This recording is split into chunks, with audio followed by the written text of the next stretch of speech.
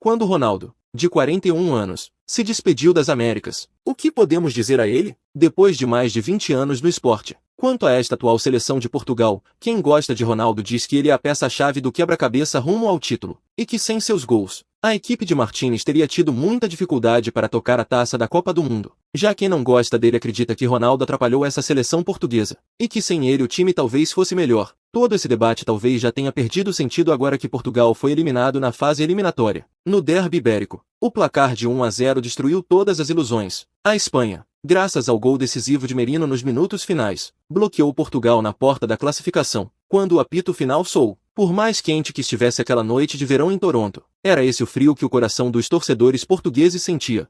Ronaldo, de 41 anos, não demonstrou raiva desafiadora, porque desta vez, dar as costas realmente significava uma despedida permanente do palco da Copa do Mundo. Então, por que essa seleção portuguesa repleta de estrelas caiu neste confronto de peso pesado? Ronaldo, aos 41 anos, deveria carregar a responsabilidade pela eliminação de Portugal? E depois de superar seu velho rival, será que a Espanha, liderada pelo jovem prodígio Yamal, conseguirá erguer a taça da Copa do Mundo novamente nas Américas depois de 16 anos?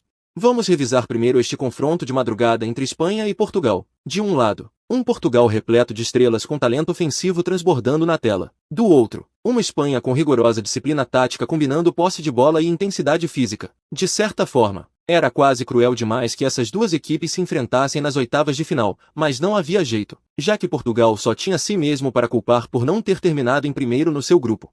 Do lado de Portugal, para neutralizar os ataques pelas laterais da Espanha, Félix começou como titular no lugar de Leão, assim como aconteceu contra a República Tcheca, possivelmente se referindo a um adversário específico, no jogo anterior, julgando apenas no papel. A escalação ofensiva de Portugal era forte, mas De La Fuente foi esperto. Durante toda a partida, ele optou por não confrontar Portugal diretamente, preferindo ferver o sapo lentamente, levando Portugal gradualmente para uma armadilha.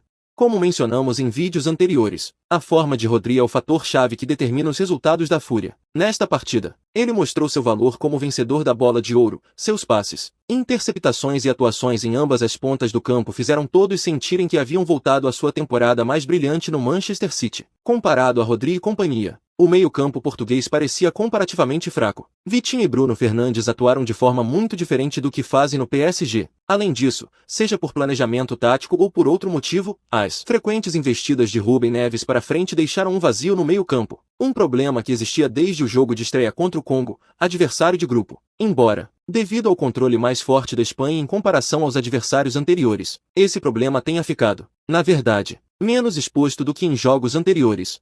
Durante a partida, o que vimos foi Ronaldo pedindo a bola acenando com a mão, esperando que seus companheiros lhe entregassem um passe. Mas Portugal, na maior parte do tempo, só conseguia fazer passes laterais e para trás ineficazes. À medida que a partida avançava e o cansaço se acumulava, a formação de Portugal ficou cada vez mais desorganizada. Justo quando todos pensavam que esse derby ibérico inevitavelmente iria para a prorrogação ou até para os pênaltis, o reserva Merino desferiu o golpe final, com o tempo se esgotando. Esse gol foi como uma marretada pesada, destruindo brutalmente o sonho de título dos portugueses, e colocando um ponto final cruel na jornada de Ronaldo pelas Américas.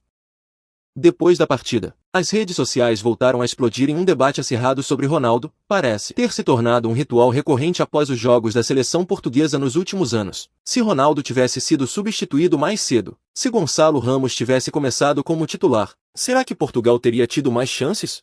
Essas vozes duras não vão parar. Afinal, dado o resultado conhecido, a jornada de Portugal pelas Américas só pode ser descrita como um fracasso. Mas se deixarmos de lado toda a emoção e revisarmos o jogo com calma, é claramente injusto atribuir toda a culpa da derrota apenas a Ronaldo. No geral, Martínez deveria assumir a responsabilidade pela eliminação de Portugal. Ronaldo poderia ter sido titular, e o estilo de Ramos certamente se adapta melhor a um papel de reserva, mas quando a partida chegou à parte final do segundo tempo, especialmente depois que Mendy se machucou e saiu de campo, e a qualidade de Portugal em ambas as pontas caiu claramente, por que não considerar dar um tempo a Ramos, que tinha acabado de salvar Portugal no jogo anterior? Bruno Fernandes, Vitinha, Neves e outros não geraram nenhuma química sob o comando de Martínez, e depois da substituição de Vitinha, outro jogador também carrega parte da responsabilidade pelo gol final sofrido. Do planejamento pré-jogo aos ajustes durante a partida, todas as decisões de Martínez foram insatisfatórias.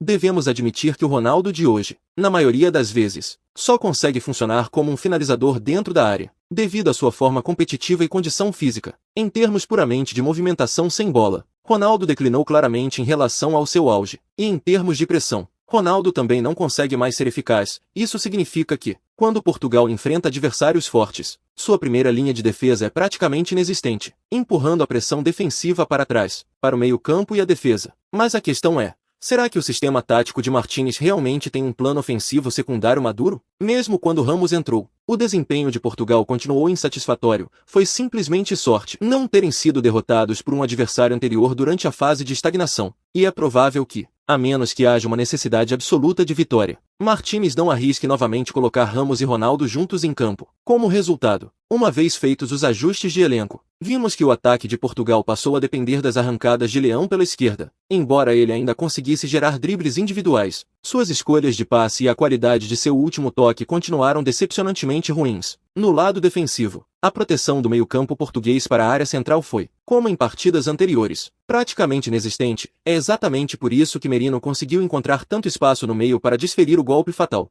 As táticas falharem é uma coisa, mas usar Ronaldo como bode expiatório é uma escolha preguiçosa de Martínez. Ele não geriu bem a partida e deve assumir a responsabilidade pela derrota de Portugal. Mas isso não significa que seja necessário usar isso para negar toda a carreira de Ronaldo.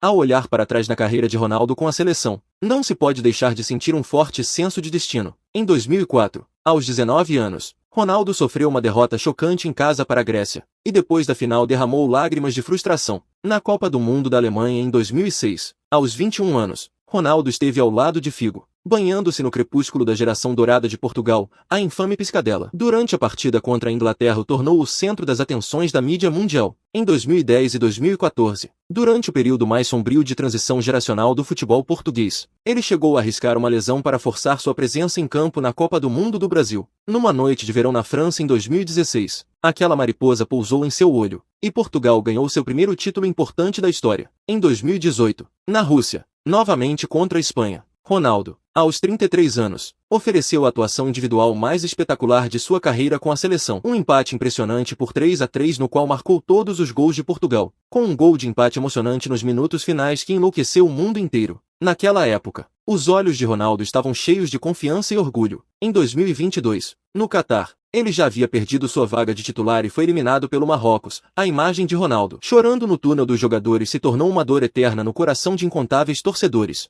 E agora, em 2026, depois de 22 anos completos com a seleção nacional e gols marcados em 6 Copas do Mundo, Ronaldo gravou seu nome nos anais da história do futebol. A única coisa que falta é aquele troféu. Chegado a este ponto, só se pode dizer que até alguém tão grande quanto Ronaldo não consegue vencer o tempo. Até alguém tão grande quanto Ronaldo deve, finalmente, se despedir com pesar. Mas não é assim mesmo a vida? Nenhuma história é perfeita. Assim como as costas de Badio depois de perder aquele pênalti, Ronaldo se vira e vai embora, carregando o pesar. Ele usou 20 anos de sangue e suor para preencher as fraquezas que o futebol português um dia teve, vendo toda uma geração de jovens portugueses pisar no campo, sem que, no final, ele mesmo pudesse erguer a taça da Copa do Mundo. Quando uma pessoa cega recupera a visão, a primeira coisa que ela pode fazer é jogar fora a bengala, mas o futebol português nunca deve, depois de desfrutar da proteção de Ronaldo por 20 anos, tratá-lo como um fardo quando ele envelhece. As broncas e as críticas vão se dissipar com o tempo, mas o que Ronaldo deixou para Portugal já está gravado para sempre na história. Adeus, Ronaldo. Adeus a esses 22 anos de memórias de juventude, e adeus a uma lenda de uma era passada. Agora vamos ver as perspectivas da Fúria nas Américas. Essa vitória para a Espanha não foi nada fácil, especialmente para Yamal, que não esteve em seu melhor momento durante grande parte da partida. Como mencionamos em um vídeo anterior sobre a Espanha, as duas laterais da Fúria são um de seus maiores pontos fortes. Na Eurocopa, com ataques fluindo por ambas as laterais, o jogo deles se tornou mais tridimensional e direto. Mas devido à lesão de Nico, no momento atual, seja Baena ou outros, a efetividade real da Espanha pelas laterais está um pouco diminuída, o que, de certa forma, aumentou a carga sobre os ombros de Yamal. Nesta partida, tanto diante de Mendes quanto diante de Semedo, várias das tentativas de Yamal não estiveram em seu melhor nível. Nas próximas partidas, os desafios enfrentados pela Espanha só vão se intensificar. Isso exige que Yamal encontre uma forma melhor para que a Fúria tenha chances de erguer finalmente a taça da Copa do Mundo. Com esse resultado sem sofrer gols, depois da partida contra um adversário anterior, a Espanha se tornou a primeira equipe a manter 6 jogos consecutivos sem sofrer gols de seus adversários. Há tanto motivos para alegria quanto para preocupação aqui. Nada deu errado defensivamente, mas também vale a pena considerar que, assim que essa jovem equipe da Fúria sofrer um gol e ficar atrás no placar em uma partida futura. A forma como lidarem com a adversidade será fundamental para determinar até onde poderão chegar. Temos motivos para acreditar que, se Yamal recuperar sua melhor forma e Rodri continuar sua excelente sequência, a Espanha poderia muito bem repetir sua glória de Joanesburgo em solo americano. Uma era antiga se retira, uma nova era surge. A crueldade do esporte competitivo reside no fato de que ninguém pode permanecer jovem para sempre, e ninguém pode continuar vencendo para sempre, mas sua grandeza também reside no fato de que sempre há uma geração mais jovem ardendo com força. Ronaldo se despede carregando o pesar de nunca ter erguido a taça da Copa do Mundo, aquele super-herói outrora imbatível. No final, não conseguiu resistir à maré do tempo, mas isso não muda o fato de que ele continua sendo, no coração de incontáveis torcedores, o melhor de todos os tempos.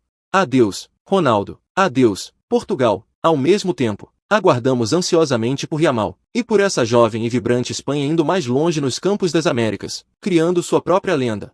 Para todos que estão assistindo, o que vocês acham da despedida pesarosa de Ronaldo depois de 22 anos com a seleção nacional? Vocês acreditam que essa seleção espanhola, tendo chegado às quartas de final, conseguirá finalmente erguer a taça da Copa do Mundo? Sintam-se à vontade para compartilhar suas opiniões nos comentários e discutir com a gente. Enquanto a Copa do Mundo nas Américas chega ao fim, continuaremos trazendo análise das partidas o mais rápido possível.